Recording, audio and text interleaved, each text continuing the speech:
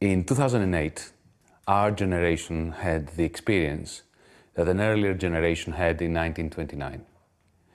A bubble that had been created in the guts of Anglo-Saxon capitalism in Wall Street burst. With it, the financial system, which was begetting this bubble, collapsed.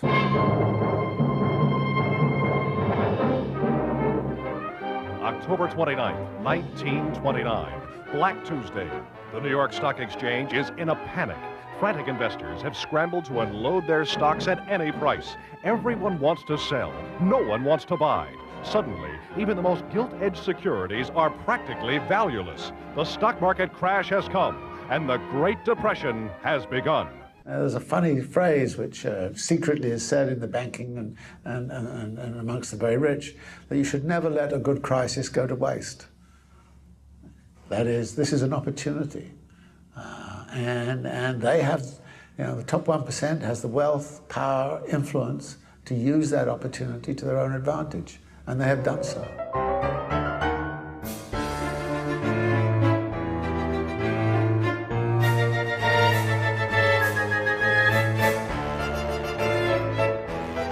La première religion, c'est l'argent.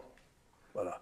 Nous sommes entrés dans une période tout à fait particulière de l'histoire de l'humanité qui est en train de nier tout ce qu'il a été dit sur le plan social, sur le plan humain, sur comment il faut changer la société, etc.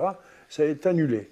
C'est annulé par des groupes très puissants qui dirigent l'économie, et qui dirigent l'économie dans le sens de quelques actionnaires, un petit groupe d'actionnaires. Sur les 6 milliards, ils doivent être quelques millions seulement, à qui ça appartient la grande partie des avoirs, des biens de ce monde. Se compro feijão, me falta arroz. Se compro arroz, me falta açúcar. Sou mais nessa muvuca. Quando tudo tem, me falta gás. Ainda bem que o vizinho ajuda. Vive pra maluca. Onde pobre ficar mais pobre, o rico mais rico. Não vou evitar. Dinheiro pra gente é assim, ninguém visita já.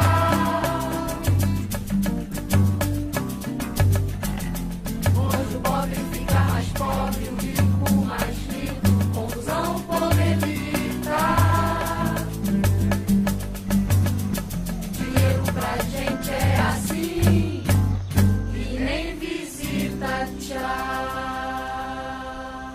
Hoje eu acordei às 5 da manhã, como geralmente eu sempre acordo.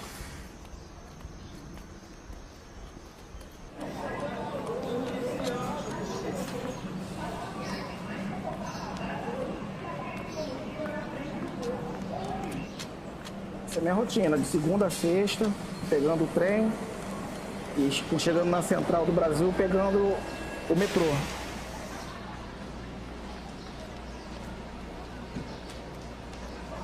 Economia eu não entendo praticamente nada, né? Sou leigo no assunto. O povo em si brasileiro deveria se aprofundar mais nessas áreas, nesse assunto, se politizar melhor. Mas eu não procuro muito, porque se você for parar para pensar muito, ficar na economia, você acaba ficando meio que doido, né? Porque do jeito que as coisas andam...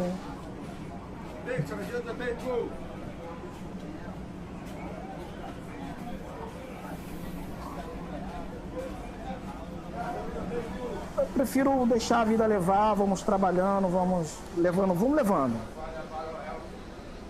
interessa muito essas coisas de crise. É complicado, eu sei que é uma coisa ruim, né? Mas que eu não dou muita importância a isso não. Tenho consciência de que eu deveria, mas...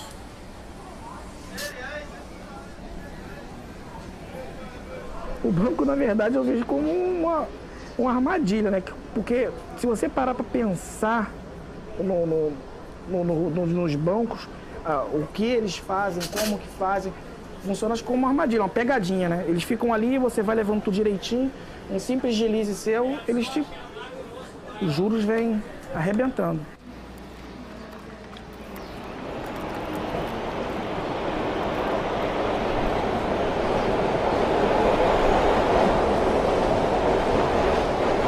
Y eso es un plan ideológico. Eso no es una crisis económica, eso no es una crisis financiera. Todo esto se enmascara con la idea de la crisis financiera. Estamos en la crisis financiera, por eso tenemos que tener políticas de austeridad, no podemos tener derechos porque la crisis económica, la crisis financiera. Con eso se nos quiere hacer ver que, bueno, estamos en una situación de crisis y que ya lo recuperaremos. No, esto es falso, no lo vamos a recuperar, porque esto es un plan ideológico. Se nos dice, no, las políticas de austeridad económica como si fuese algo técnico, ¿no? Tenemos que ahora entrar en políticas de austeridad económica porque no hay dinero, hay recortes. No, es falso. Es la ideología de la austeridad económica. Es una ideología, es un programa ideológico. Los recortes sociales, la política de austeridad, es un planteamiento ideológico perfectamente definido, que pretende desmantelar las políticas sociales, que pretende suprimir controles, que permite desregular el trabajo. Dentro desse debate econômico, há aqueles que, no fundo, defendem o caminho, esse primeiro caminho, o caminho da austeridade por meio dos cortes de gastos de serviços, porque, no fundo, não querem um estado de bem-estar social, não querem um estado que limite o sistema capitalista. A sociedade quer saúde pública, a sociedade quer educação pública, está muito claro, né? Isso não, em nenhum momento se desistiu, enquanto sociedade, de ter essas coisas. Mas, no fundo, o que você faz é falar assim, olha, não, mas não dá, você não pode querer isso, porque, olha, tem aqui uma ciência, economia, que está dizendo que a única alternativa para a gente resolver essa crise econômica é conter os gastos, reduzir o tamanho do Estado. Se não fizer isso, a gente vai explodir, a dívida pública vai colapsar, etc. De alguma forma, você convence a população de que tem que se sacrificar em nome desse bom comportamento, né? Essa ideia da austeridade como se você se comportar bem, você vai ver que todo mundo ganha no final.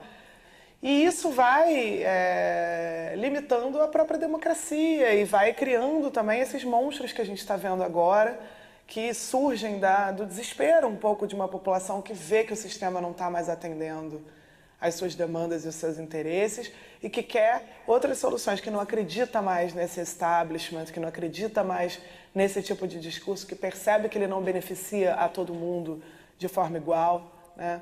E começa, então, a apostar em falsas soluções também da extrema-direita, né? De que a culpa, então, é dos imigrantes, ou a culpa é dos mais pobres, dos negros, das minorias, né? Isso é um discurso que vai ganhando espaço nesse contexto onde, claramente, os governos não estão conseguindo entregar aquilo que a população demanda. El dominio, el control de lo financiero sobre lo político está significando en la práctica para las clases populares, para las clases trabajadoras y también para las clases medias, que al principio no se daban cuenta, pero ahora ya sí, porque en Europa ya estamos viendo cómo se está produciendo un desclasamiento brutal de las clases medias. Esto está produciendo mucho sufrimiento social, aumento de la desigualdad, como decía, pérdida de derechos. Y paralelamente a esto, un retroceso ideológico hacia posiciones neoconservadoras. Cuanto menos nos ayuda el Estado, la política, cuanto menos trabajo hay, cuanto menos derecho hay, entonces se produce una regresión conservadora. Y ahí es donde surgen los nacionalismos, la búsqueda de religiones de religiosidades perdidas o que creíamos ya perdidas o lejanas, ¿no? This attempt to push all the costs onto the weakest of shoulders in the periphery of Europe is what is responsible for the re-erection of the borders, the fences, jingoism, misanthropy, nationalism, racism. La classe moyenne, de laquelle on a dit toujours, j'ai entendu dire moi depuis l'université, qu'il faut dans la société une grande classe moyenne parce qu'elle pacifie la société. C'est la meilleure façon d'aller vers une société calme et sereine, qui travaille normalement et qu'il n'y a pas de grandes tensions. avoir une très large classe moyenne. Or, aujourd'hui, le système détruit complètement la classe moyenne. On s'aperçoit que, bon, il y a la classe pauvre qu'on connaît depuis toujours, on ne fait plus rien pour elle, et on détruit aussi la classe moyenne de plus en plus. Le pouvoir politique laisse son pouvoir au pouvoir d'argent, aux banques notamment. C'est déjà un peu le début de la fin de la démocratie. Et avec les résultats qui sont ces résultats-là, le chômage énorme qu'on a en France, qu'on a un peu partout dans le monde, et qui est aussi, comme je disais, la destruction de la classe moyenne. Et on s'aperçoit qu'on a de plus en plus de pauvres et de plus en plus de riches. Ça a commencé à la fin des deux blocs, parce que le capitalisme avait la peur du communisme, et le communisme avait la peur du capitalisme. Donc il y avait une sorte d'équilibre, et puis le communisme est tombé. À partir de ce moment-là, le capitalisme est devenu le hypercapitalisme, et il a eu tout le pouvoir pour faire ce qu'il voulait. Of course, capitalism is not particularly good at looking after itself, in the sense that when the vested interests, capitalist interests, are allowed to run amok, to do whatever they want, as they are, because they're not constrained by any political process, then in the end, like a stupid virus, they end up killing the organism in which they live. And the organism in which they live, of course, is global society. So they are damaging global society so much that in the end they are going to hurt themselves. But of course, in the process they hurt hundreds of millions of innocent people. I very much fear that unless there is a democratic movement in Latin America, in Europe, in the United States, in the whole world, to counter the ill effects of this calamity, we are going to descend into a postmodern 1930s. And as we know, that didn't end very well. O capitalismo, que em algum tempo foi progressista, ele não conseguiu resolver as necessidades básicas da população.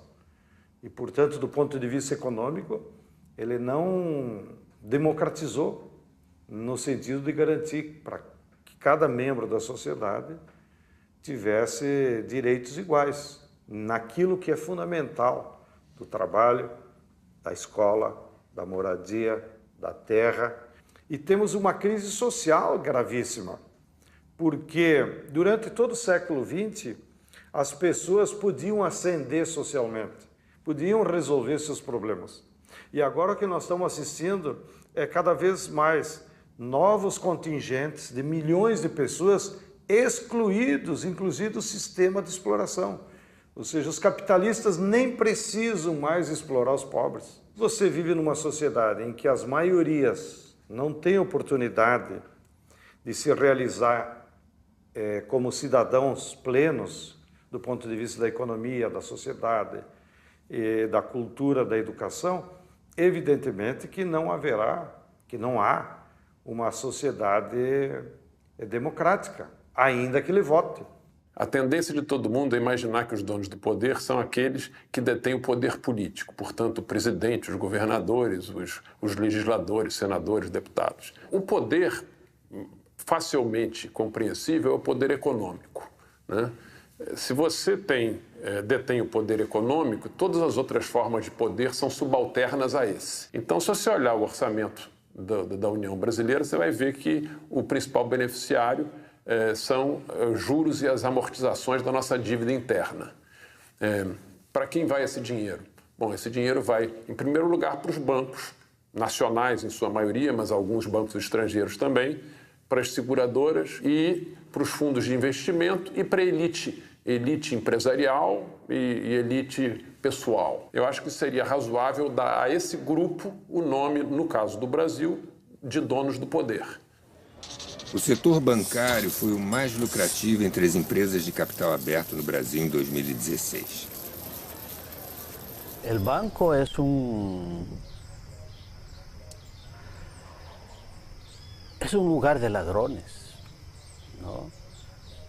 Es un espacio donde la gente piensa cómo puede ser cada vez más rico, ¿no? Los bancos simplemente sirven para apropiarse de nuestros bienes comunes, de nuestros recursos naturales, de nuestro territorio y eliminar cualquier posibilidad de construir la vida, ¿no? el banco es solamente un lugar para fabricar dinero y introducir a nuestros pueblos esa cadena criminal de consumismo en el norte y de miseria en el sur. Das 20 empresas que mais lucraram no Brasil em 2016, 6 são bancos.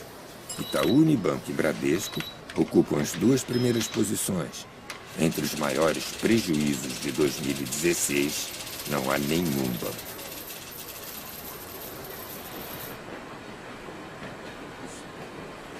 Eu tenho conta em banco, mas a minha conta é poupança, não é conta corrente, porque eu não ganho muito, o meu salário não é tão alto. Mas o que acontece? Nós temos que ter uma garantia, já que nós não temos serviço público.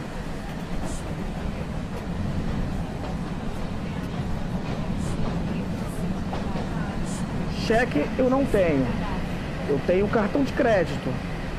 Eu nunca pensei em investir, não. Eu procuro mais deixar esse dinheiro como uma garantia, né? Porque nós que temos filhos pequenos, a gente precisa ter uma reserva guardada. Então eu prefiro deixar assim, até porque eu não entendo esse negócio de investimento.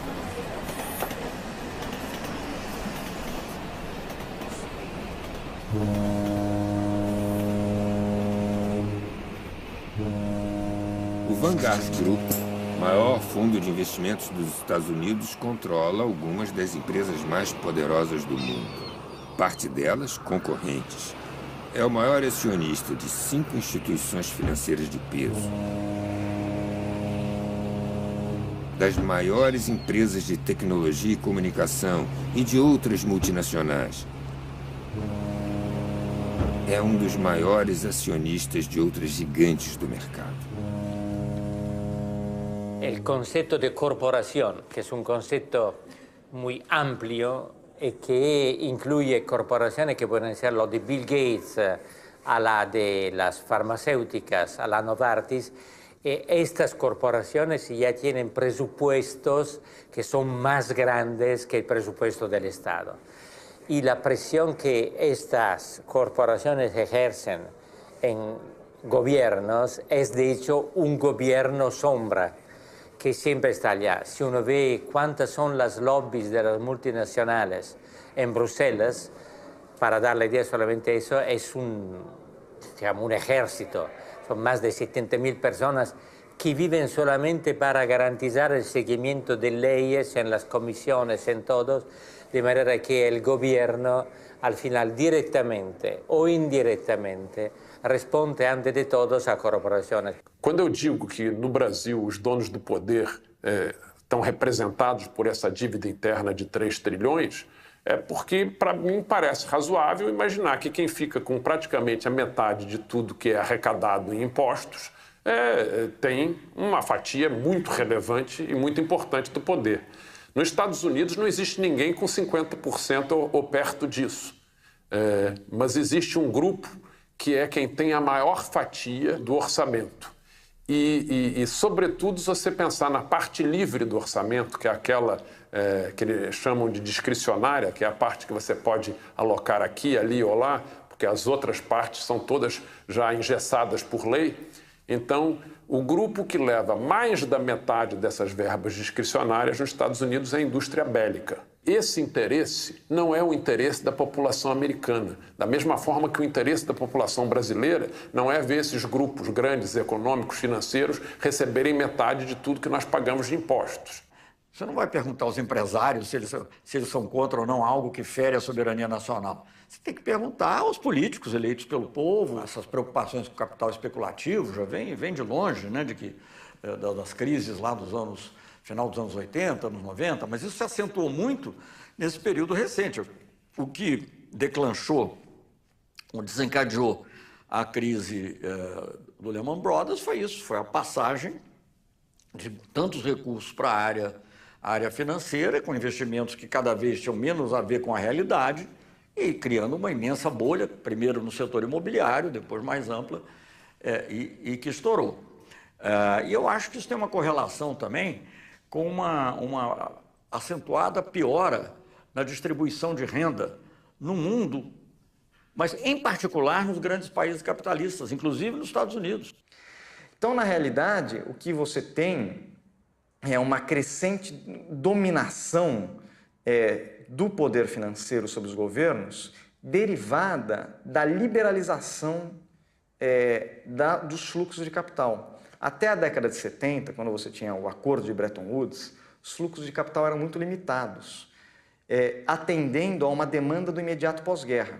No imediato pós-guerra, havia uma clara leitura de que a crise dos anos 30 havia sido derivada de uma liberalidade excessiva com a especulação financeira. E que, portanto, você teria que regular aquilo ali. Você regulou e teve o chamado 30 anos gloriosos do capitalismo, com muito crescimento, distribuição de renda, industrialização e a criação das sociedades de classe média, como era o caso dos Estados Unidos. Era, não é mais. So hardly realizing it, they come into their purchasing stage and are off on a wild, non-stop ride.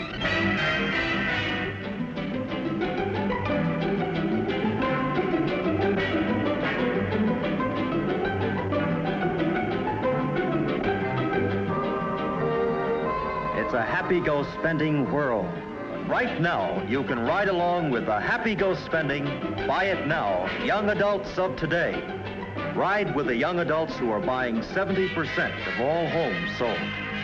A partir dos anos 70, com a perda de dinamismo e aí tem vários motivos para a perda de dinamismo desse arranjo, você parte para a liberalização financeira. Aí você começa a ver as recorrentes crises financeiras, crescimento menor, com mais acumulação de capital e menos acumulação produtiva, concentração crescente da renda e da riqueza e perda de autonomia dos governos. Por quê? Porque o governo agora ele está lutando contra massas enormes de capital que circulam livremente no globo.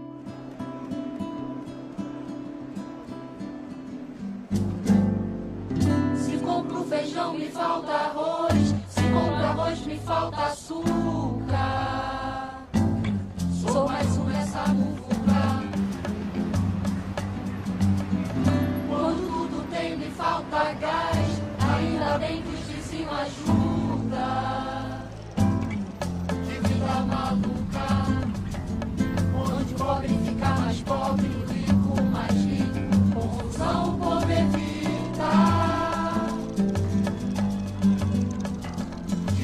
Pra gente é assim, ninguém visita já.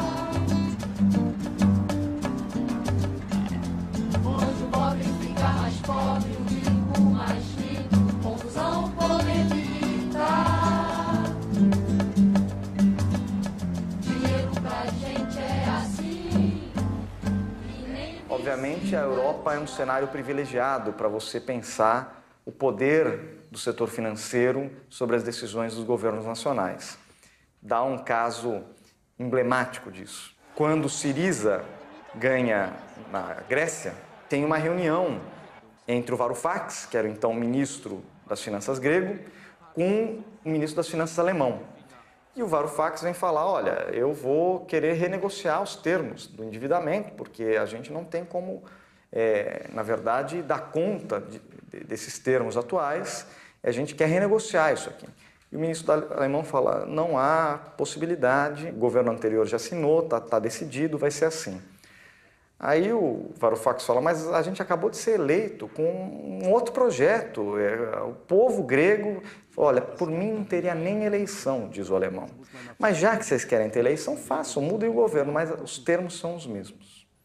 Na verdade, você tira das populações, né, o direito de definir as rotas e os caminhos do seu país, porque os caminhos do seu país estão necessariamente definidos a priori pelas relações econômicas de poder que são, digamos assim, centralmente de interesse da esfera financeira. When I was in the Eurogroup, the first Eurogroup I went to, I was told in no uncertain terms that democracy cannot be allowed to change economic policy.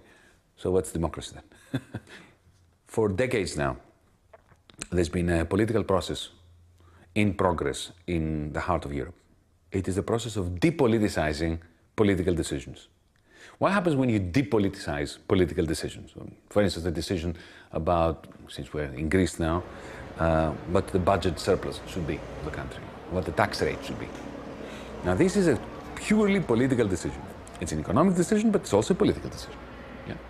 So if you decide, for instance, to tax the rich more than the poor, that's a political decision. It's not something that you can decide by means of a mathematical model.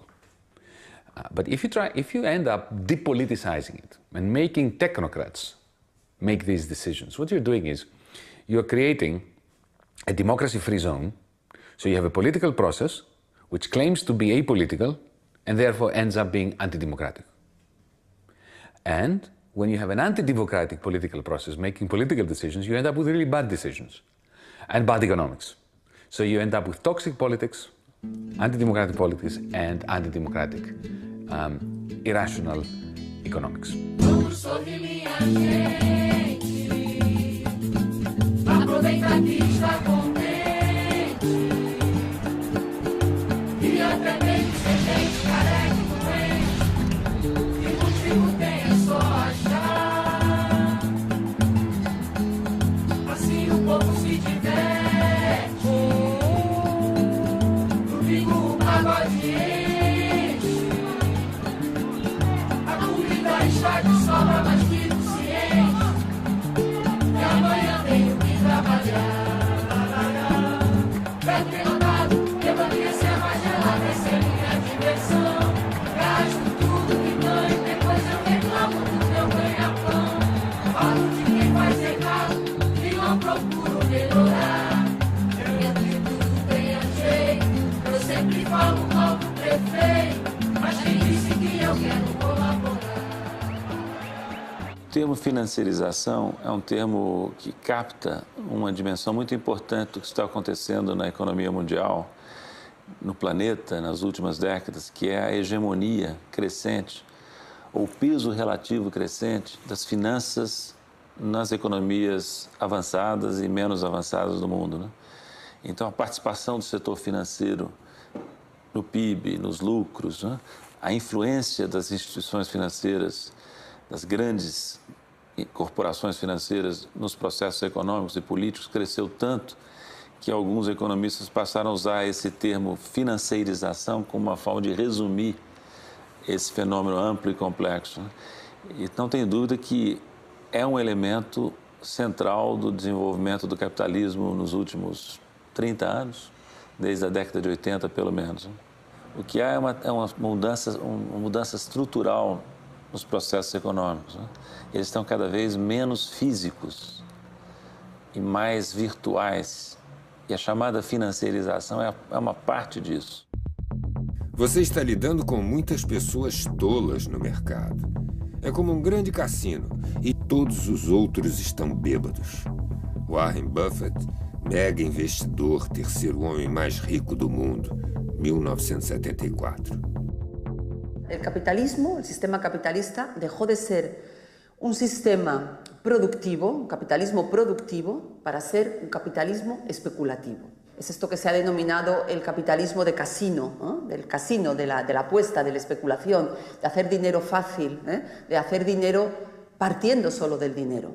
Esto tiene que ver con la pérdida de la centralidad del trabajo en la estructuración de la sociedad. Entre 2010 e 2015, a riqueza da metade mais pobre do mundo diminuiu 38%. A fortuna dos 62 mais ricos aumentou 45%.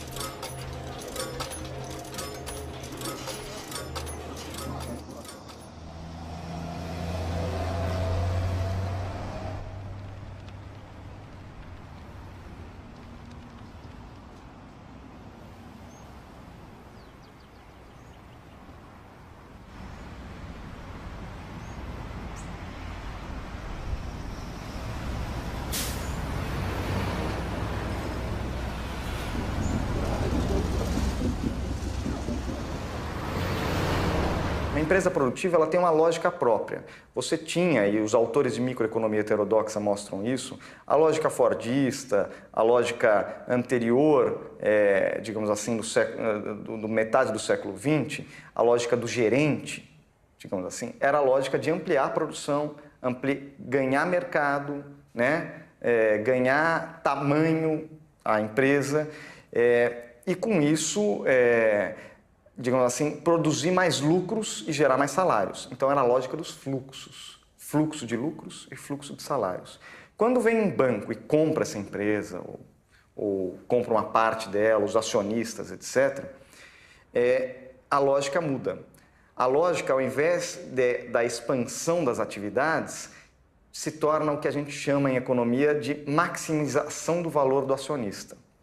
E a maximização do valor do acionista significa produzir mais resultados, não para a empresa crescer, mas para valorizar as ações dessa empresa. E para valorizar ações, quanto menos investimento ela tiver, digamos assim, mais dividendos você consegue distribuir. Quanto mais lucros no curto prazo ela tiver, melhor. Porque o objetivo da empresa deixa de ser a própria atividade e passa a ser a valorização do seu estoque de capital financeiro. A hegemonia das finanças, ela muda a lógica da empresa produtiva, mas, obviamente, ela não pode abolir a empresa produtiva, ela não pode prescindir da empresa produtiva, porque a empresa produtiva é o que produz os bens e equipamentos necessários para a reprodução da vida material. Mas a lógica de atuação da empresa produtiva muda. Ela muda de tal forma que a ideia de expansão do capitalismo com expansão do emprego e com expansão da renda perde espaço para a ideia da expansão do capitalismo sem emprego e sem renda.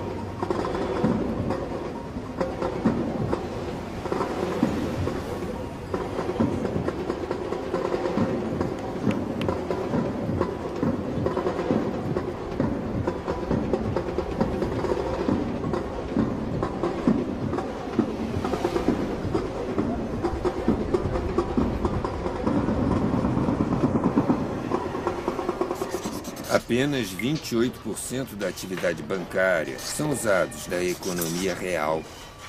51% dos lucros das empresas norte-americanas de capital aberto são usados na recompra de ações da própria empresa para aumentar o seu valor. 35% dos lucros são distribuídos para os acionistas em dividendos.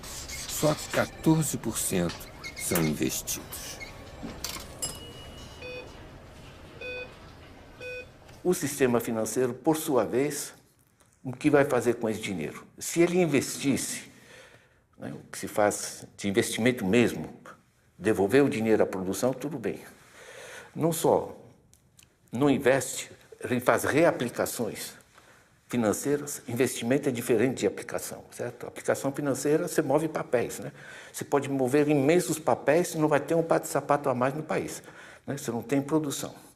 Não só eles não reinvestem, mas colocam dinheiro lá fora, que rende no sistema especulativo internacional, ou pode até voltar para ser investido aqui, mas não só não é investido em termos de atividade, né? Ele sequer paga imposto, porque está em paraísos fiscais. É um processo de irresponsabilidade. As pessoas movimentam enormes fundos de um país para outro, de um setor para outro, sem transparência, sem clareza quanto a se aquilo tem alguma utilidade social. Porque, teoricamente, o sistema financeiro deve servir ao propósito meritório de trazer recursos dos setores superavitários para os setores deficitários que querem investir, né? Mas esse é o livro-texto. A realidade é que esses intermediários, o atravessador domina, entende? Em vez de ser um intermediário, ele passa a ser o objetivo em si. O meio vira um fim. A esfera financeira tem uma lógica própria, que é a lógica da valorização de curto prazo, da fungibilidade do capital, quer dizer, da possibilidade de você trocar de posição muito rapidamente. Eu estou comprado em real, de repente eu estou vendido em real no dia seguinte. Eu mudei a minha posição no dia seguinte. A decisão produtiva não é assim. Se eu decidir produzir, eu apostei que vai ter demanda, por exemplo. Eu apostei que esse país vai crescer. Eu não posso no dia seguinte falar, desistir, porque eu já imobilizei o meu capital. No capital financeiro, o capital não é imobilizado. Ele é sempre volátil, sempre fluido. Você pode mudar de posição muito rapidamente. Exatamente pela fluidez do capital, quando um investidor grande ou um banco grande muda de opinião, isso pode gerar uma onda de mudanças de opinião que gera um colapso do sistema financeiro. A partir daí, a teoria econômica começa a trazer para o seu debate a ideia de profecias autorrealizáveis, que são quando os profetas do mercado financeiro preveem alguma coisa e eles mesmos têm capacidade de realizar essa profecia. Não é que eles preveem porque vai acontecer, preveem porque eles querem que vá acontecer. E acontece porque eles querem que vá acontecer. O capital financeiro tem uma lógica de suicida, homicida, se tu quiseres. O jovem que está na frente do computador, que é uma pessoa simpática, que até dá para as obras da igreja, leva os filhos aos melhores cuidados, é até solidário, contribui para o clube de futebol, para os grupos de caridade. Quando se senta ao computador é um assassino. Ele pode levar um país à bancarrota de um dia para o outro. Foi o que aconteceu com a Grécia. Se ele vê que realmente há uma possibilidade de não cumprimento das obrigações do Estado dito soberano, da dívida soberana, ele joga e arrisca no sentido de que a bancarrota, a falência do país vai ocorrer. E o seu próprio ato produz a falência. É o que nós chamamos os self-fulfilling prophecies, isto é, as profecias autorrealizadas. Portanto, é um assassino. Portanto, este é o capital financeiro que nós temos na mão. O potencial de destruição que existe nos movimentos financeiros internacionais e nacionais é muito grande. Um banco grande em crise pode desestabilizar o orçamento de um país. As instituições bancárias são mais perigosas para as nossas liberdades do que os exércitos permanentes. Thomas Jefferson, 1816. Eu gasto em torno de 65% do meu rendimento. É por eu ser autônomo, eu tenho que pagar a passagem do meu bolso, eu tenho que ter a alimentação, essas coisas assim, pesa, tem que pagar a autonomia, então pesa um pouco, né? E eu pago a minha e pago a da minha esposa também, por ela ser do lar. Dos impostos, eu acho uma coisa meio engraçada, né? Principalmente lá, eu pago uma coisa que eu não tenho retorno. Né? Igual a área de saneamento, saúde, essas coisas, nós pagamos os impostos e não temos o retorno. Lá em Japeri não tem sala de cinema. Se quiser ir num cinema, tem que ir para Paracambi ou Nova Iguaçu. Tem um grupo lá que faz teatro. A arte é o tecido da resistência. Respeitado no Brasil e reconhecido em importantes festivais de teatro, como o de Curitiba, o Grupo Código é pouco conhecido na cidade onde atua há mais de 10 anos.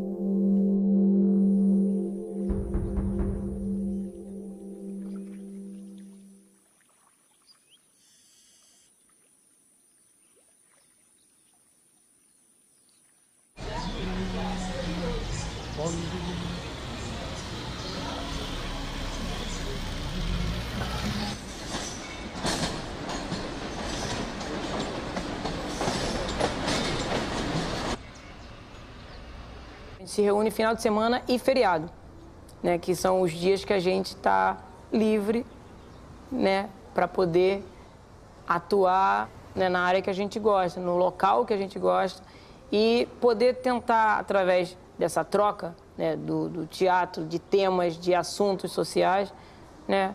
Saber como e de que forma a gente coloca isso no palco para poder provocar e fomentar discursos, opiniões e ver possibilidades de alguma coisa.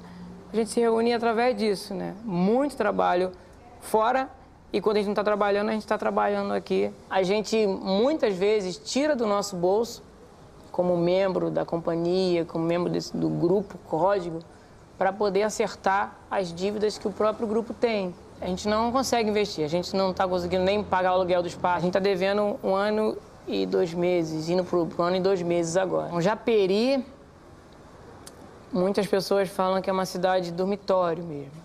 E aí a gente tem um problema que a galera trabalha de segunda a sexta ou segunda a sábado. Chega em casa cansado e aí domingo não tem um tempo de se reunir nem, por exemplo, com a associação de moradores. Eles querem descansar, porque no outro dia eles voltam para a labuta, voltam para o trabalho. Estamos vivendo uma verdadeira guerra dos lugares. O que é essa guerra dos lugares? Ela é basicamente o conflito, a tensão entre, de um lado, o uso do espaço e a forma da apropriação do espaço dominada, hegemonizada pelo potencial de rentabilidade financeira desse espaço, versus todas as outras formas de ocupação do espaço, todas as outras formas de vínculo entre os indivíduos e o território. E inclua aí as favelas, inclua ali as periferias, inclua aí as ocupações culturais, as ocupações provisórias e semipermanentes.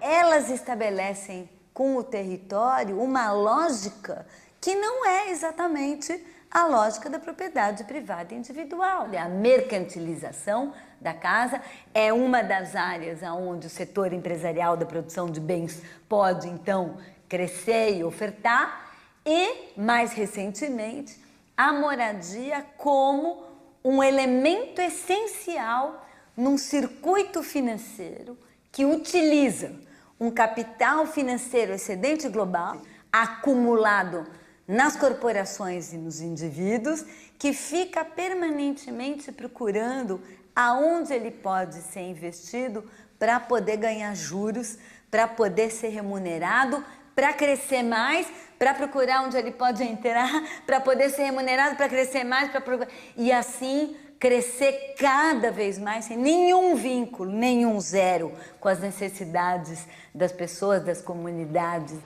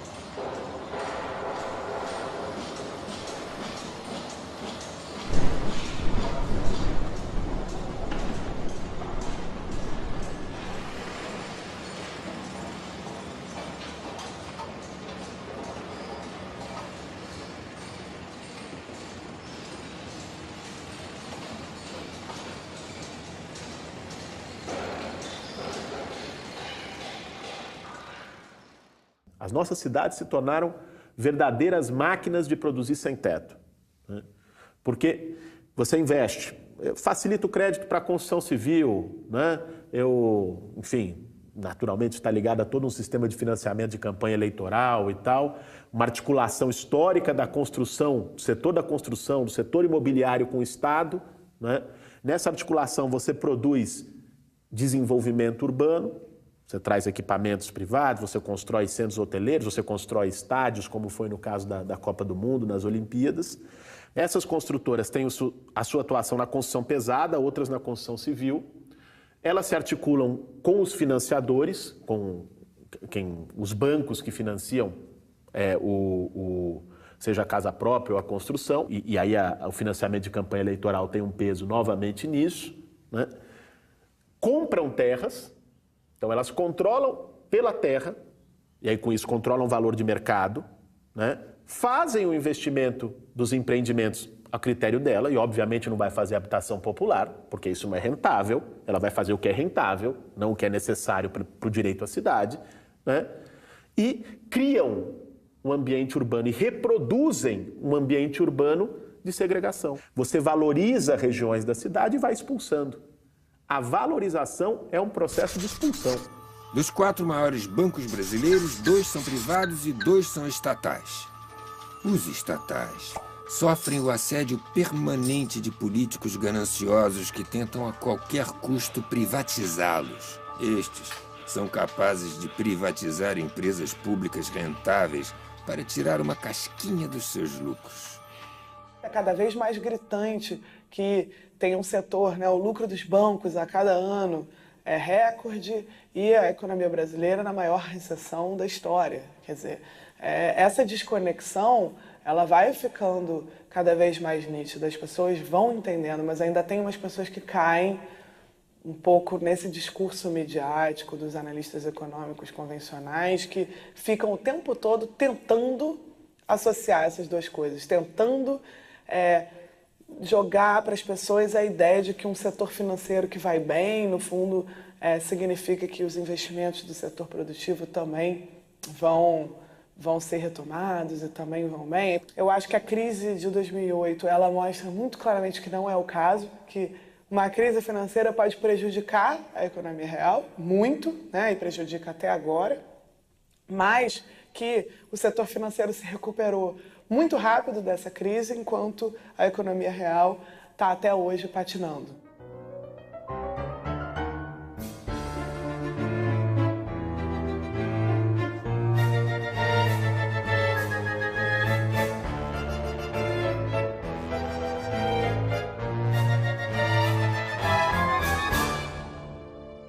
Impressionante, viu, verificar que houve uma crise profunda em 2008, 2009, 2010, no centro do sistema financeiro internacional, Estados Unidos e Europa. Essa crise revelou em toda a extensão a fragilidade desse sistema desregulamentado, privado, poderoso, inchado. A crise provocou um estrago, foi a maior crise desde os anos 30. E, no entanto, ela deixou poucas marcas na estrutura de organização do sistema financeiro e nas suas relações com o poder público. Ao proteger as grandes corporações responsáveis pela crise, eles não chegaram a corrigir a crise, não corrigiram as origens da crise, as debilidades estruturais do sistema, não colocaram o dedo na ferida. Você continua a ver o problema, entende? Então isso mostra a resiliência do poder financeiro ou da financiarização, porque ela passa por crises dramáticas e sobrevive e volta. Os responsáveis por esse processo, que preço pagaram? Pouquíssimos foram presos ou responsabilizados pelo estrago que fizeram, talvez porque estivessem dentro da lei. O problema estava na lei, o problema era mais fundo, entende? A dívida pública brasileira aumentou 11,42% em 2016, chegando a 3,11 trilhões. Há 10 anos, era menos da metade. Em 2016, 367,67 bilhões estavam relacionados a despesas com juros, maior valor da série histórica. 23,1% dos detentores da dívida são instituições financeiras.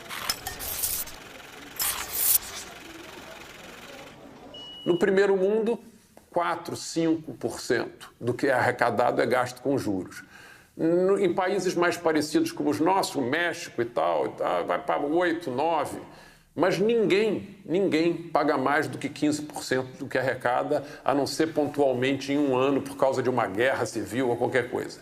Então, se o mundo inteiro a média é 7, 8%, nós não podemos pagar 47% do que a gente arrecada. Por quê? Porque nós estamos tirando para entregar aos donos desse poder em troca de quê? De nada. Tudo o que nós arrecadamos, a metade vai para pagar juros, tirando benefícios sociais e coisas essenciais da população brasileira, e isso priva o quê? Priva os brasileiros de terem escolas públicas decentes, de terem saúde pública confiável e aceitável, de terem estradas à altura da capacidade econômica do país. O rombo não é de dentro do governo, o rombo é do sistema financeiro. A massa de recursos retirada através do sistema da dívida pública é que gerou a crise, é que gerou o rombo financeiro.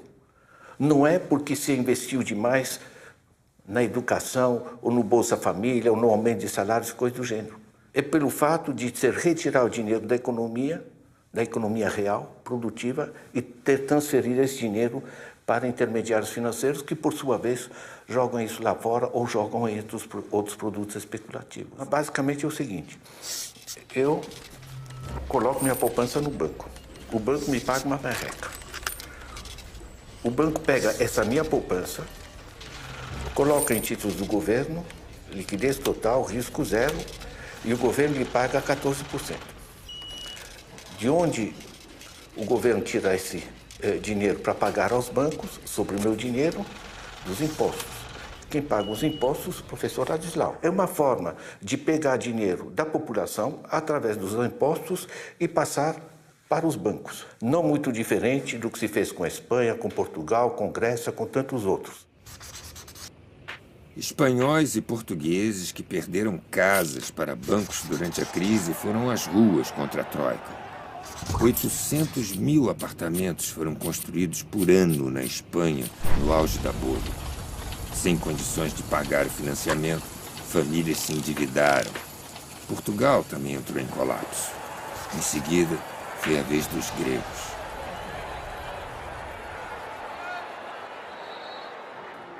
Primeiro-Ministro tem a palavra.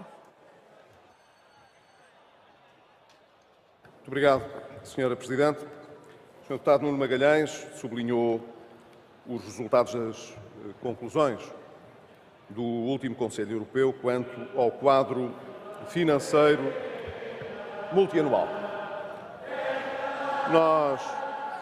As pessoas não se podem manifestar, sobretudo nestas condições. Peço ao Sr. Primeiro-Ministro que aguarde um pouco para prosseguir. Obrigado, Sra. Presidente. A intervenção. As conclusões do Conselho Europeu Interrompe-se aqui 2 minutos.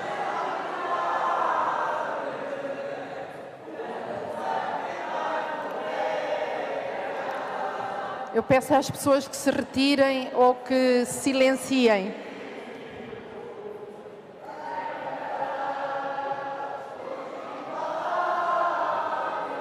A partir de um certo momento, com juros tão altos, o governo não consegue mais restituir a dívida, sequer pagar a totalidade dos juros. Então, os juros não pagos se acumulam no estoque da dívida, certo? E você tem essa explosão da dívida, se gerou uma imensa, uma mama, digamos assim, esse aprisionamento da política através da dívida, hoje é estudado internacionalmente como captura do poder.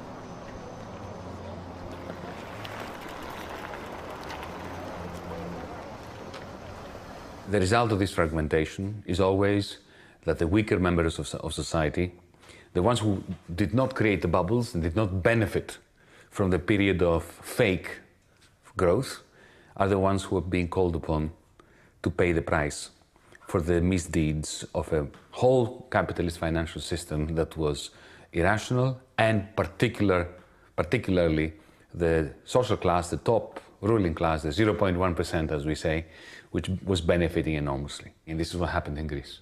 It creates bubbles. The rich get much richer, the poor struggle because prices go up. And then at some point, Lehman Brothers goes down, something happens, and the bubble bursts. The rich manage to get their money out of the country, to Switzerland, to London, to New York, to Frankfurt, and the poor end up paying the price. Latin America understands this very well. You know, Greece is part of Latin America. Nós somos gregos ou a Grécia é o Brasil?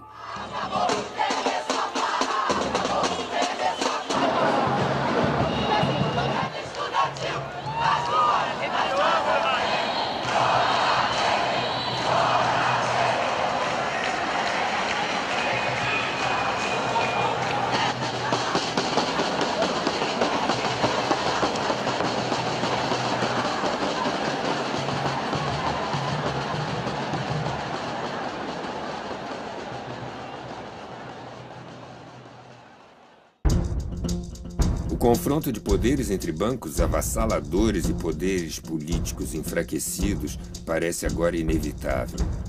Um resultado positivo desta luta, a priori desigual, só pode ocorrer por meio de mobilização de cidadãos que estejam plenamente conscientes do que está em jogo. François Morin, autor de A Hidra Mundial. Grecia fue el ejemplo paradigmático de especulación con la deuda pública, especulación con un país hasta hundirlo. O sea, Grecia ya no es de los griegos, Grecia es de los bancos. En los estatutos del Banco Central Europeo se dice exactamente que el Banco Central Europeo no puede prestar dinero a los estados. Por eso no ayuda a Grecia, por eso no ayuda a España, no puede. Lo tiene prohibido en los estatutos. El funcionamiento del Banco Central Europeo es el siguiente: prestar dinero a los bancos a muy bajo interés y los bancos prestan dinero a los estados a muy alto interés. Ahí está la deuda pública. ¿Qué ha ocurrido en la Unión Europea en los últimos 20 años? Que el poder financiero se ha hecho dueño de la Unión Europea. Por este sistema, los bancos se han hecho dueños de la Unión Europea.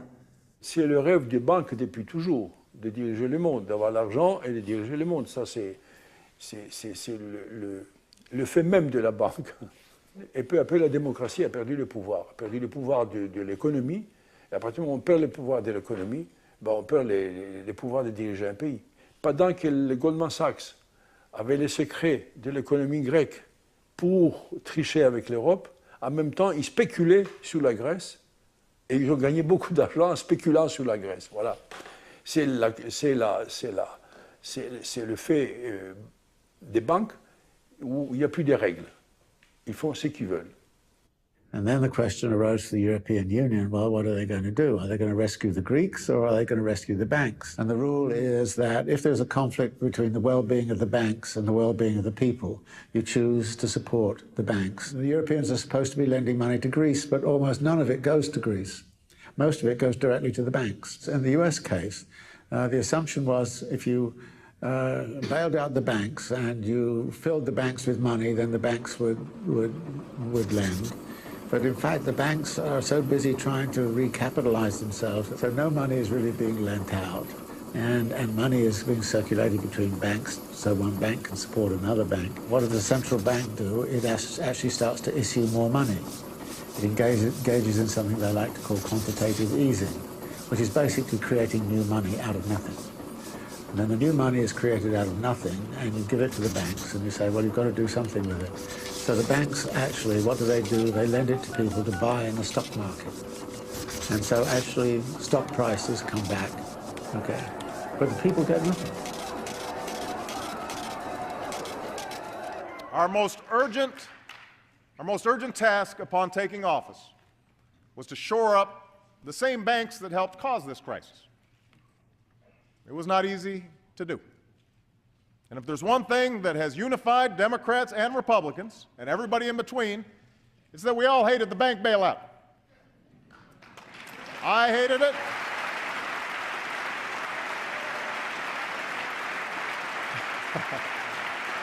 I hated it. I hated it, you hated it.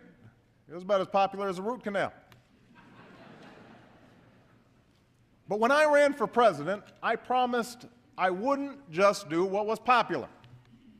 I would do what was necessary. And if we had allowed the meltdown of the financial system, unemployment might be double what it is today. More businesses would certainly have closed. More homes would have surely been lost. And the result of that, in the United States, the top 1% has actually profited out of the crisis. And how can this come about?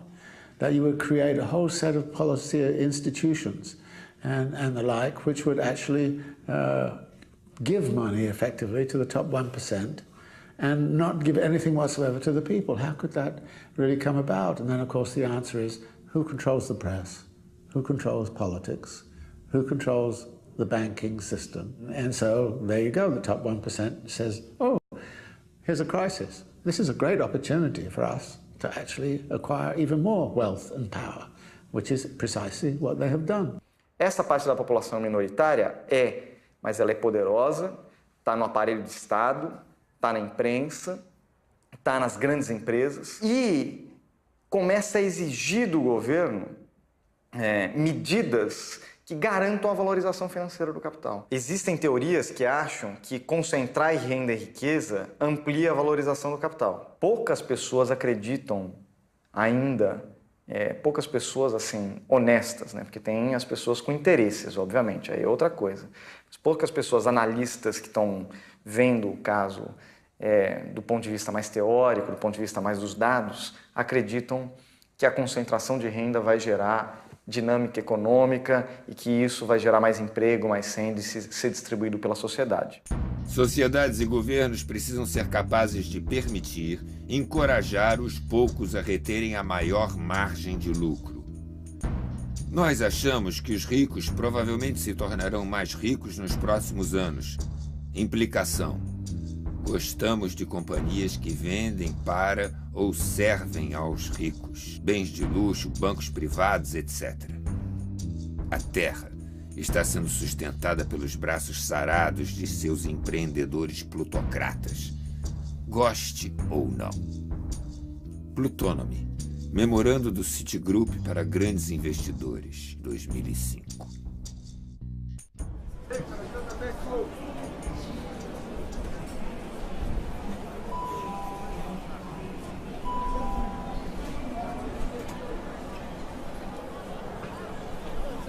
As pessoas que nascem são carentes, que nascem pobres, tem como, mas para você chegar a alcançar, você tem que ter um amparo de alguém.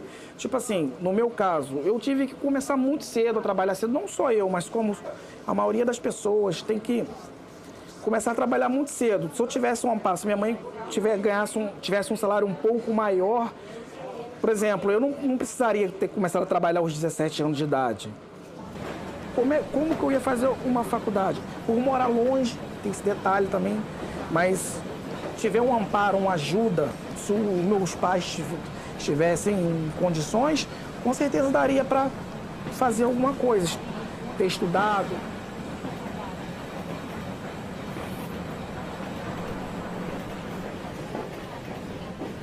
A minha família, minha esposa não trabalha, lá minha mãe, nós moramos no mesmo quintal, minha mãe é aposentada, mesmo assim trabalha, é cabeleireira, a minha esposa é do lar, fica em casa, toma conta das crianças, porque como o município não tem infraestrutura, não tem creche, não tem nada, é ela que tem que ficar para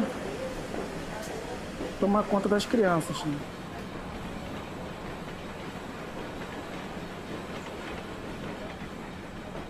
65 families have about the same wealth as half of the world's population. And that is far, far worse than it was, say, 20 or 30 years ago. And it's at this point you say to people, why would you tolerate a system of this kind?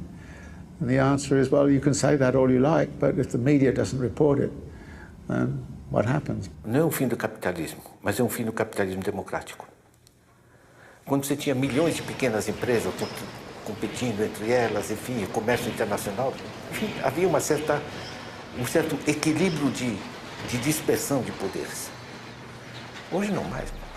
737 grupos controlam 80% do sistema mundial. Você não precisa ter nenhuma teoria conspiratória. Isso é gente que se encontra no campo de golfe, né? Vão no Australia Open juntos, tal, enfim, certo? Nisso você tem um núcleo de 147 grupos que controlam 40%. E 75% deles são bancos. Em seguida disso, são os 28 CIFIs, Systemically Important Financial Institutions.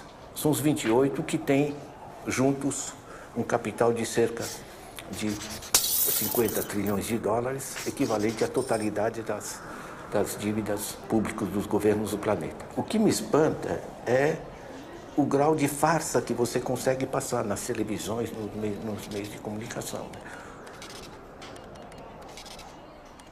Do ponto de vista macroeconômico, o que ocorreu nesse período todo foi algo similar ao que ocorreu também na primeira onda de financiarização no século XIX, que é o seguinte: você cria a ideologia a partir dos bancos centrais dos países centrais, antes o Banco da Inglaterra, agora o Federal Reserve, dos grandes bancos americanos, do departamento econômico dos grandes bancos americanos, replicados nos departamentos econômicos das suas filiais brasileiras ou dos bancos brasileiros, e a partir daí indo para a mídia. Então esse monopólio da opinião financeira da mídia, ela foi central tanto nos Estados Unidos quanto aqui no Brasil para implantar essa ideologia da financiarização. E daí é gozado, porque você acaba fugindo de qualquer princípio científico. A economia pode ter 500 variações teóricas, mas você tem aqueles fundamentos da economia. Oferta e procura, a industrialização, o papel da industrialização na geração de emprego, todo esse patamar. E aqui você aboliu isso. Então você criou teorias que prometiam no final do arco-íris aí o pote de ouro. E essas teorias consistiam fundamentalmente em sacrifícios, não para o mercado, em sacrifícios para os setores mais vulneráveis da sociedade, para sobrar mais no orçamento para o mercado. Então a disputa do orçamento público através dos juros da dívida aí é algo que vem desde o século XIX. Essa tentativa de embalar o jogo de interesses com conceitos supostamente científicos faz parte de toda a montagem, digamos, da financiarização, quando a financiarização se apropria dos conceitos da nova teoria que surgia aí, que era a teoria econômica. A maneira como se prorrogou essa falsa ciência aí, você está na raiz da crise brasileira. E daí entra a imprensa direto, né? É como se fosse ciência. Não. Você pega agora as reformas. Não. Se você não mudar a Previdência, se você não acabar com a legislação do trabalho, o Brasil está perdido. Era um conjunto de retóricas, de bordões retóricos que foram usados esses anos todos. Chega uma hora e você fala, pô, mas é tantos anos de blefe que você vai mudar o refrão. É um refrão. Se você não fizer isso, o Brasil acaba. Daí você tem que fazer sacrifício. Aí você faz sacrifício, corta a verba de educação, de saúde. Chega no final do ano, está aquela mesma merda. Por que está a mesma merda? Não, porque o sacrifício foi insuficiente. Então, digamos, esse padrão de convencimento é o mesmo padrão de coluna social. Tal ideia é in, tal ideia é out. O que nós estamos hoje a assistir é uma produção sistemática do medo contra a esperança. Para que as pessoas se resignem, para que pensem que o bem-estar que ainda têm não o merecem. Porque, obviamente, o que é preciso é garantir toda a lucratividade ao capital financeiro. A maneira de resolver estas crises tem sido extremamente dolorosas para o mundo, que são as grandes depressões. Tivemos uma que começou em 2008, com o Lehman Brothers, e o que aconteceu foi que o Estado ainda vinha com alguma força do período anterior e tinha fundos dos contribuintes para salvar os bancos.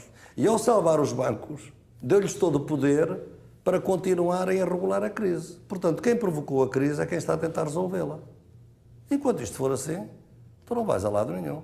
Portanto, o capital financeiro é exatamente o grande inimigo de qualquer alternativa de justiça, qualquer que ela seja, no nosso tempo. E enquanto não houver uma regulação do capital financeiro, nós não vamos longe. Mientras todo el tiempo de los derechos fundamentales de los estados constitucionales tenían como criterio de referencia el sentido que las personas eran al centro de los problemas, que el objetivo general era solucionar problemas de las personas. Lo que pasó ha sido de separar las personas de los bienes de mercado, de declarar que solamente los bienes de mercados tienen derechos. Todo eso se transformó a partir de la transformación también de la economía en financia, en algo que está totalmente fuera del control y fuera de la realidad, de manera que no hay ningún tipo de control externo a un sistema financiero y ahora las constituciones mismas al final parecen aceptar este desafío y este poderío que al final no tiene ninguna justificación sino la concentración del poder en las manos de muy pocos. Y ahora el problema es cómo garantizar o crear un derecho que sea a medida de los desafíos que se encuentran.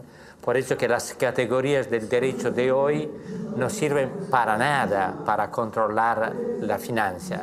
El hecho mismo que la Corte Penal Internacional, establecida al final de los años 90, ratificada al comienzo de los años 2000, ha excluido los crímenes económicos de sus competencias, da la idea de la distancia entre la economía, que es protagonista de las cosas, y el derecho que dice que no puede decir nada sobre la economía. I just want to finish by saying that we are absolutely destroying these horrible regulations that have been placed on your heads over not 8 years, over the last 20 and 25 years. You have regulations that are horrendous.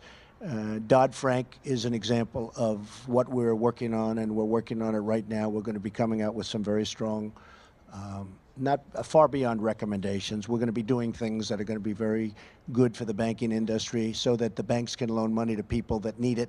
Hay que volver a buscar mecanismos de control, porque el mundo funciona con mecanismos de control. Un mundo descontrolado es el mundo de la ley del más fuerte. Y cuando impera la ley del más fuerte, lo sabemos, gana el más fuerte. No hay otra cosa. Y ahora mismo la tendencia es esa, la de la desregulación, la especulación sin límites, la desterritorialización del trabajo, del capital. A elite financeira, a turma da bufunfa, ela tende a ser internacional, a ser pouco enraizada localmente, sabe? Os grandes bancos, as grandes firmas financeiras em todo o mundo, elas trafegam numa esfera que é transnacional, desenraizada, né? Os países é que vão ter que administrar essa elite financeira, porque a elite financeira nunca deu as cartas positivamente. Não é delas que você pode esperar um projeto nacional inclusivo, que beneficia a grande maioria do povo.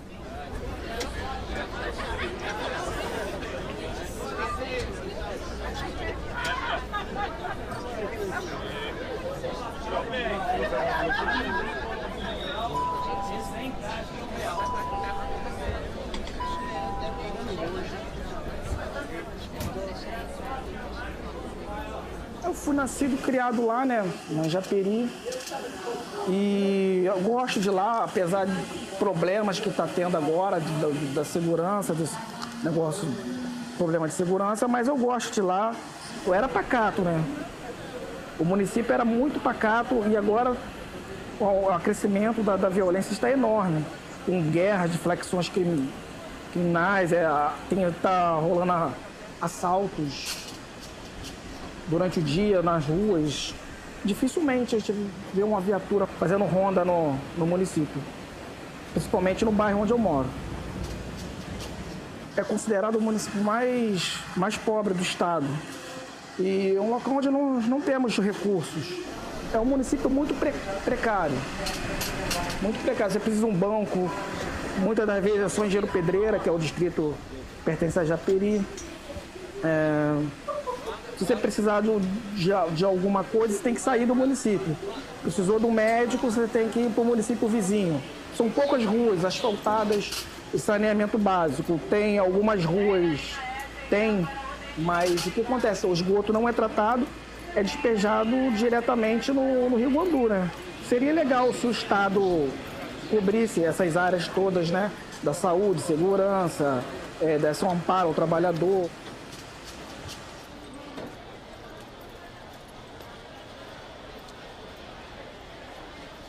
Lá, crescendo lá, a escola nunca foi de boa qualidade, nunca foram de boa qualidade. Então a infância foi muito difícil. Eu tinha um amigo de infância lá, que jogamos bola, soltávamos pipa junto. Ele chegava na escola, a professora perguntava um por um, qual é o seu sonho, qual é o seu sonho? E esse amigo meu, o sonho da vida dele era ser bandido. Ele falava que o sonho da vida dele era ser bandido.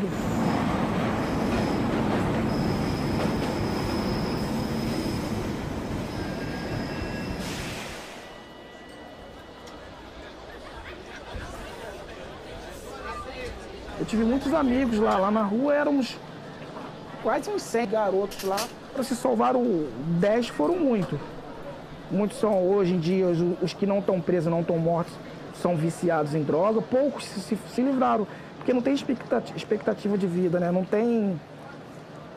tem melhora. Lá você vai ter o que naquele lugar? Não tem muito o que fazer, não tem pra onde correr.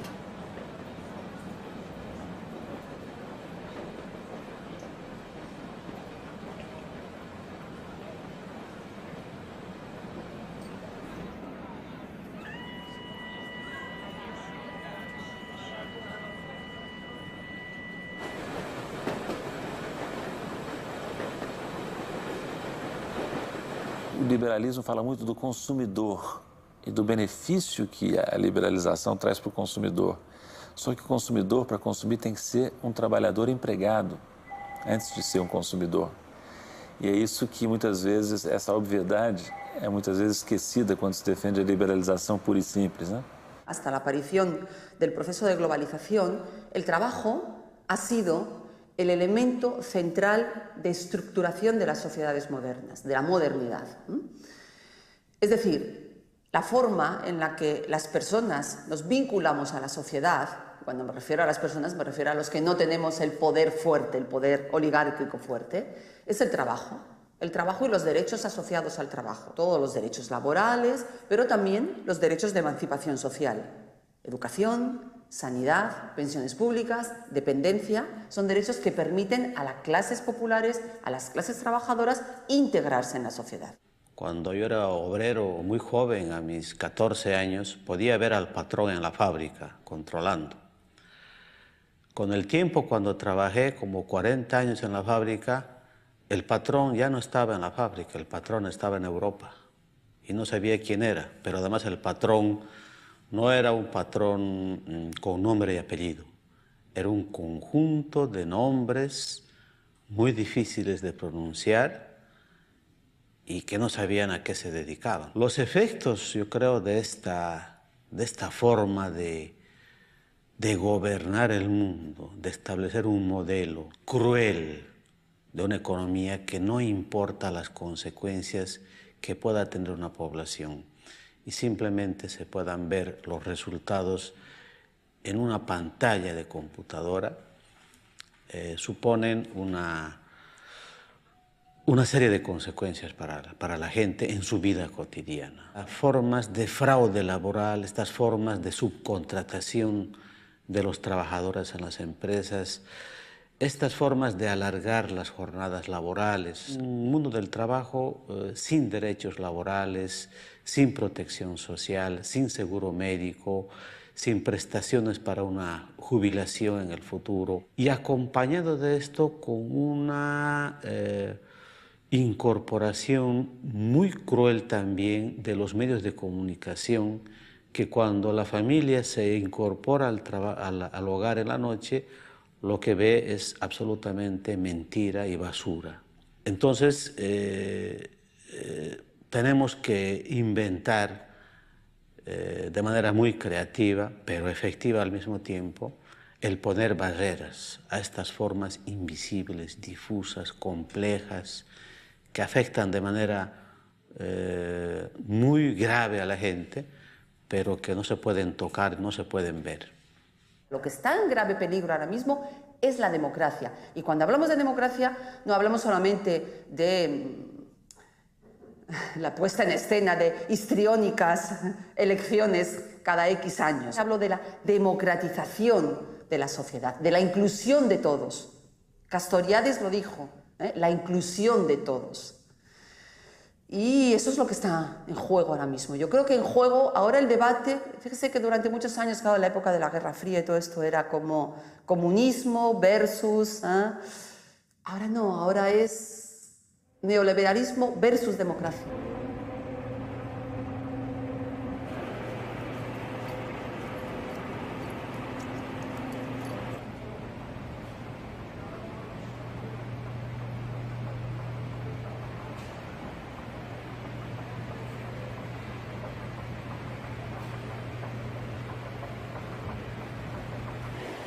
Cheguei aqui às 9h20 da manhã.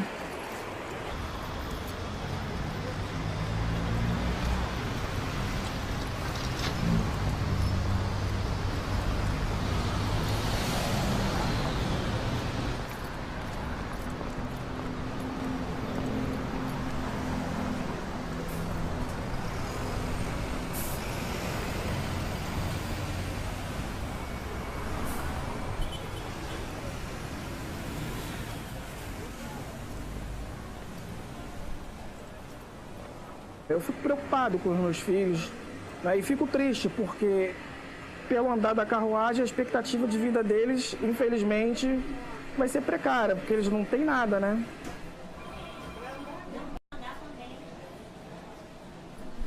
Há uma energia social enorme de descontentamento e de debate sobre os rumos dos países e do mundo.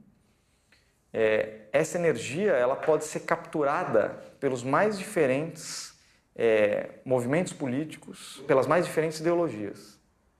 Quem vai capturar é quem tiver as condições de se comunicar e dialogar com as preocupações dessa população de maneira a responder às suas angústias.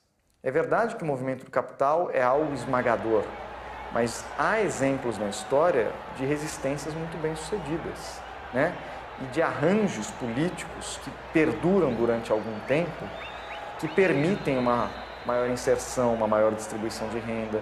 Então, o jogo não está jogado nem para um lado nem para o outro. O futuro ainda vai ser construído, ele não está escrito nas estrelas, e quem vai construir é a dinâmica da disputa política.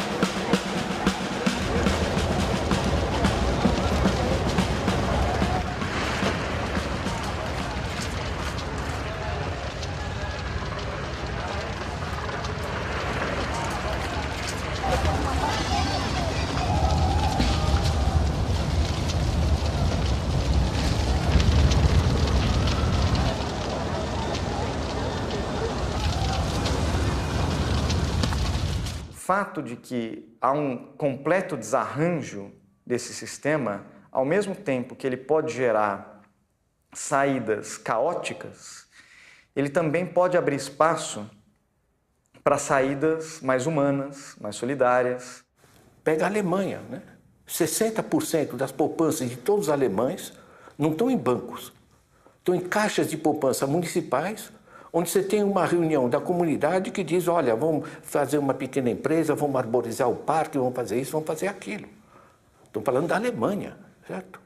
A Polônia, que segundo o Economist, melhor transitou pela crise econômica, certo? A Polônia tem 470 bancos cooperativos. Ou seja, o dinheiro não serve para especulação, serve para decisão de uso de desenvolvimento. No Brasil, nós já temos 114 bancos comunitários de desenvolvimento. Dinheiro na base da sociedade, administrado pela comunidade, rende barbaridade. A França tem um sistema de ONGs de intermediação financeira. funcionam tão bem porque a comunidade sabe o que precisa e aquilo responde àquilo que precisa. Não são bancos, são organizações da sociedade civil. Algumas delas têm aplicados 800 milhões de euros. Não é brincadeira. O Banco da França constatou que são tão mais produtivos no uso dos recursos que o banco cobre qualquer quebra que haja. Então, por exemplo, eu posso ter dúvidas de eu confiar meu dinheiro numa ONG para fazer políticas sociais, certo?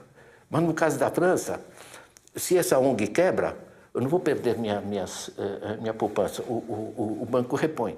Por quê? Porque é tão produtivo que compensa. É resgatar o controle do nosso próprio dinheiro, gente. Das nossas próprias poupanças, porque a gente pensa, não, a gente tem que batalhar como está sendo usado o dinheiro público, né? Mas o dinheiro que está nos bancos é de quem? Há um inchaço do poder político do sistema financeiro privado. E o Estado tem que se precaver contra isso para não ser manipulado. Se o país pensar, nós temos que apelar para os sentimentos humanos do capital financeiro, não vamos longe, né? Nós temos que ter a realidade, uma noção realista de que o capital financeiro tem que existir, faz parte de qualquer economia moderna, mas ele tem que estar subordinado a um projeto de sociedade, a normas claras e controlado e regulamentado. E as aberturas irrestritas à financiarização, ao movimento internacional de capitais, tão comuns aqui na América Latina, produziram desastres. Então, nós temos um trabalho grande pela frente de recuperação do projeto nacional e desse projeto nacional não fará parte a financiarização irrestrita, no meu entender. Não deve fazer parte, no meu entender. Democracy as a concept of bringing everyone in Europe together on the basis of the ancient Athenian concept of isigoria, which means to have the right not just to speak, but to be heard. To have the right to have your opinion count in the context of deliberations, independently of whether you are rich or poor, black or white, man or woman, socially successful or unsuccessful. This is the only break that can stop this bandwagon from crashing. It's a very utopian project. But what is the alternative? The alternative is a terrible dystopia. Hay que construir ideología democrática, hay que construir resistencia democrática, hay que construir hegemonía democrática frente a la hegemonía capitalista. Y la hegemonía democrática solo se construye colectivamente, e integrando a todos. Pero si estamos con las exclusiones, estamos en el sálvese quien pueda y yo el primero.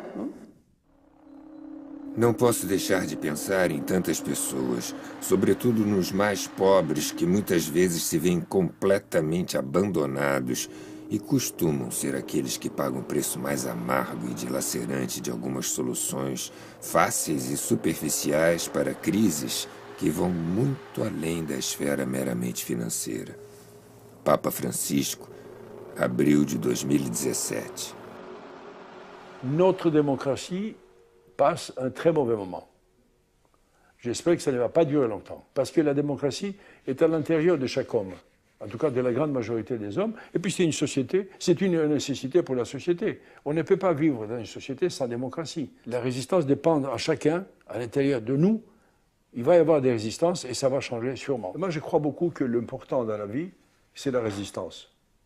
Résister aux petites choses quotidiennes, aux injustices qu'on n'aime pas et qui vous choquent, et puis résister aussi aux grandes choses, aux dictatures par exemple. Il faut résister, chacun avec ses moyens. Parce que si on ne résiste pas, on devient esclave. Se os homens não cultivam o ideal de um mundo melhor, eles perdem algo. Se o único ideal dos homens é a busca da felicidade pessoal por meio do acúmulo de bens materiais, a humanidade é uma espécie diminuída. Eric Hobsbawm, historiador, 1999.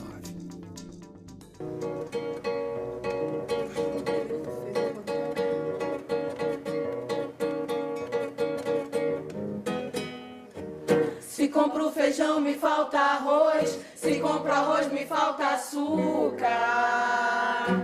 Sou mais um nessa muvuca. Quando tudo tem, me falta gás. Ainda bem que os vizinhos ajudam. Que vida maluca, onde o pobre fica mais pobre, o rico mais rico. Confusão o povo evita. Dinheiro pra gente é assim, que nem visita, tchau. Onde o pobre fica mais pobre, o rico mais rico. Confusão o povo evita. Dinheiro pra gente é assim, que nem visita, tchau. Oh, yeah, my baby. Ai, que saudade dele.